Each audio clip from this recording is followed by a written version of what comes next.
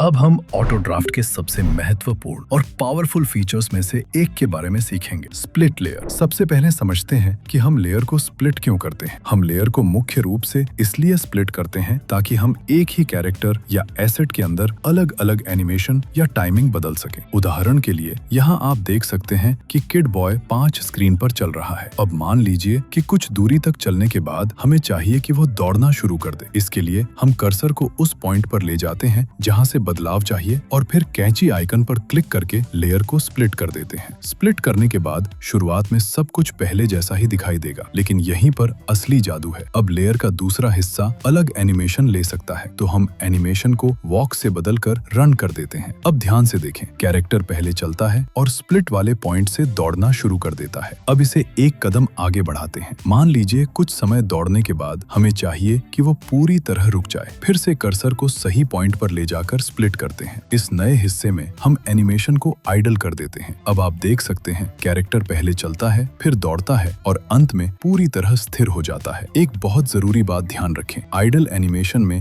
हमें पाथ हटाना होगा, वरना ऐसा लगेगा कि कैरेक्टर अभी भी आगे बढ़ रहा है। तो अंतिम परिणाम होगा वॉक, रन, स्टॉप। यही है स्प्लिट लेयर फीचर का उपयोग, जिससे हम एनिमेशन को स्मूथ तरीके से बदल सकते हैं। अब स्प्लिट सिर्फ एनिमेशन तक सीमित नहीं है, आप स्प्लिट को इन सभी पर लागू कर सकते हैं, character, background, audio file, voice over या किसी भी लेयर पर। लेकिन स्प्लिट करने से पहले एक बहुत महत्वपूर्ण नियम याद रखें। स्प्लिट करने से पहले साइज और पोजीशन फाइनल करें। उदाहरण के लिए यहाँ यह नीली झोपड़ी बैकग्राउंड में है। अगर आप इसका साइज बढ़ाना चाहते हैं तो यह काम स्प्लिट करने से पहले कर लें, क्योंकि स्प्लिट करने के बाद दोनों हिस्सों में वही साइज रहेगा। अगर बाद में केवल एक हिस्से में साइज बदलेंगे तो प्लेबैक में आपको एक झटका, जर्क दिखाई देगा। इसलिए हमेशा ध्यान रखें, कैरेक्टर का साइज, बैकग्राउंड का साइज, पोजीशन और अलाइनमेंट, इन सब को स्प्लिट से पहले फाइनल करें। अब एक और महत्वपूर्ण उपयोग समझते हैं, ऑडियो और वॉइस ओवर। मान लीजिए हम एक डमी AI वॉइस ओवर जोड़ते हैं। एक लड़का चलना शुरू करता है और फिर दौड़ने लगता है। हम कोई भी वॉइस चुनकर उसे जनरेट कर लेते हैं। अब ध्यान दें